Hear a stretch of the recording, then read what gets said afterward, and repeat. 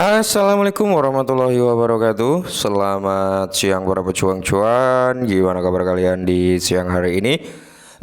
Semoga kalian dalam keadaan sehat semua ya, dan saya doakan sukses semua tentunya buat kalian. Amin. Mantap jiwa ya. Dan tidak lupa ya kawan-kawan, tetap secangkir kopi harus selalu ada buat menemani kesempatan di siang hari ini teman-teman, untuk melihat rekondisi daripada keadaan cryptocurrency, yang dimana kalau kita lihat bersama-sama ya, untuk Bitcoin ini bertahan gitu di range 45.000 US dollar teman-teman. Akankah dia menguji level resisten 45.000 dan dia bisa menembus lagi? Semoga saja seperti itu teman-teman ya.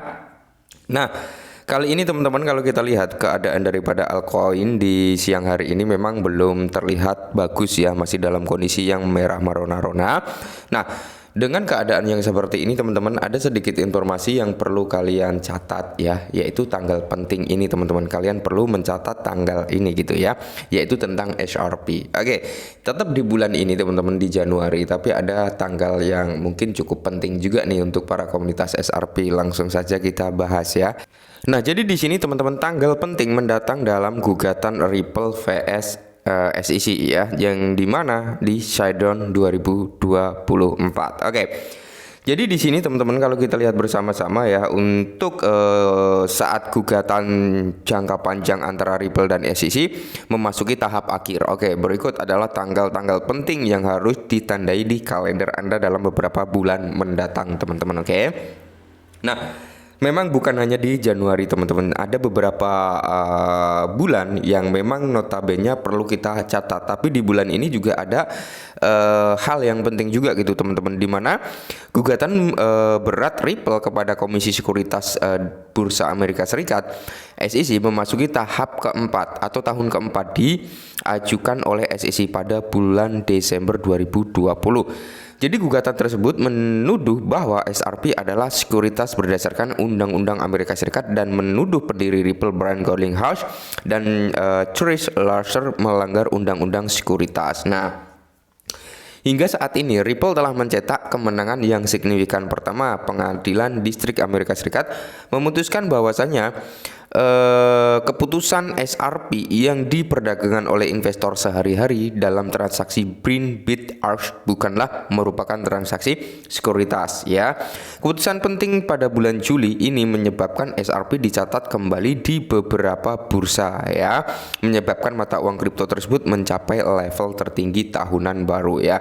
Memang setelah Amerika Serikat atau Mahkamah Agungnya sana yang mengatakan bahwasanya SRP ini bukanlah sekuritas ya kan. Nah, disitulah baru beberapa bursa yang dulu sempat ngedelisting daripada SRP kembali lagi mencantumkan SRP. Nah, selanjutnya dalam kejadian yang mengejutkan di bulan Oktober, SEC menarik diri dari tuntutan hukumnya yang tertunda terhadap Brian Garlinghouse dan Chris Larsen. Mengundurkan diri dari hal ini meningkatkan harapan bahwa regulator pada akhirnya akan mencapai penyelesaian dengan Ripple dalam beberapa bulan mendatang. Namun penyelesaian tersebut mungkin memerlukan waktu untuk dicapai. Dengan keputusan pengadilan pada bulan Juli juga menegakkan bahwa penjualan langsung SRP oleh Ripple kepada investor institusi mungkin memenuhi syarat sebagai transaksi sekuritas ya. Nah, hal tersebut akan menjadi pusat perhatian dan menjadi dasar bagi kedua belah pihak untuk mencapai suatu penyelesaian. Nah, jadi di sini teman-teman ya, di mana diwaspadai oleh pemegang SRP pada kuartal pertama tahun 2024, yaitu di bulan Januari tentunya teman-teman, yang dimana tanggal penting mendatang untuk Ripple. Nah, setelah beberapa waktu jeda, tanggal penting pertama yang harus diperhatikan adalah 12 bukan di Januari ya, 12 Februari teman-teman. Tadi di awal salah ya, 12 Februari, yang dimana tahun 2024 ini adalah tanggal batas waktu yang diberikan oleh pengadilan bagi kedua belah pihak untuk penyelesaian penemuan terkait upaya hukum. Oke ya. Nah, jadi di sini proses ini akan memungkinkan Ripple dan SEC untuk berbagi kemungkinan solusi untuk menyelesaikan perselisihan yang sedang berlangsung ya. Nah, Jadi menurut The Flip ini teman-teman ya, menurut The Flip ini kalau kita lihat bersama-sama di sini ya, Ripple ya kan just two more months berangkat gitulah gugatannya. Nah, jadi gugatan Ripple vs SEC diharapkan teman-teman selesai pada tahun 2024. Tetapi tanggal penting apa yang harus ditandai di kalender Anda? Nah, ini adalah ada beberapa tanggal penting, yaitu pada 12 Februari 2024 adalah pengarahan perbaikan dimulai. Oke ya, jadi ada pengarahan perbaikan atau diskusi lah antara SEC dan Ripple ya.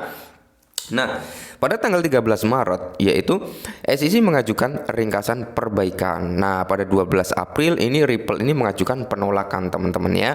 Dan pada 29 April 2024 balasan SEC. Nah, jadi tanggal-tanggal penting inilah yang akan kita pantau teman-teman ya, dan semoga saja di bulan April teman-teman ya. Ini berarti sudah setelah halving ya. Halving itu tanggal 13 April kalau nggak salah ya.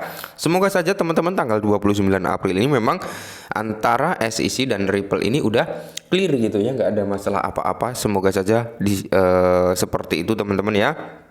Dan di sini pun bisa kalian lihat sendiri, di sini ada PDF-nya juga teman-teman, yang dimana ini akan membuat informasi ini real gitu, no hoax, bahwasanya memang tanggal-tanggal ini perlu kita antisipasi. Nah, di sini teman-teman ya, jika keberhasilan ini penyelesaian fase proses hukum ini berpotensi membuka pintu bagi Ripple dan SEC untuk membawa tuntutan hukum tersebut ke klimaks atau ke puncaknya gitu teman-teman ya. Karena tim hukum Ripple juga mengantisipasi penyelesaian pada tahun 2024. Hal ini seperti itu sangat mungkin terjadi. Jadi sementara itu potensi dampak penyelesaian penuh antara Ripple dan SEC terhadap harga XRP masih menjadi topik spekulasi hangat. Hanya waktu yang akan mengungkapkan bagaimana harga mata uang kripto akan bereaksi terhadap perkembangan penting tersebut. Oke ya.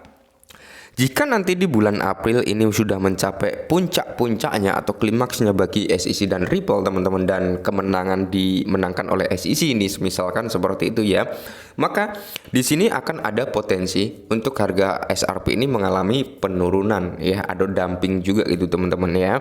Itu nilai negatifnya. Kalau nilai positifnya teman-teman ya, ketika hal ini dimenangkan oleh Ripple, maka di sini akan terjadi yang namanya pumping bagi XRP. Seperti yang kita bahas kemarin, bahwasanya saat ini institusi-institusi besar ya itu sedang wait and see terhadap Ripple dan XRP teman-teman. Kenapa mereka wait and see?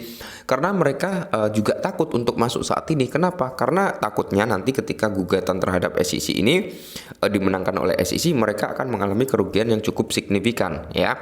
Akan tetapi wait and see mereka teman-teman, ketika pantauan mereka ini akan dimenangkan oleh Ripple ya, maka mereka nggak tanggung-tanggung gitu, mereka nggak takut-takut untuk masuk ke XRP untuk berinvestasi lagi, untuk mendorong ekosistemnya kembali teman-teman, seperti itu ya.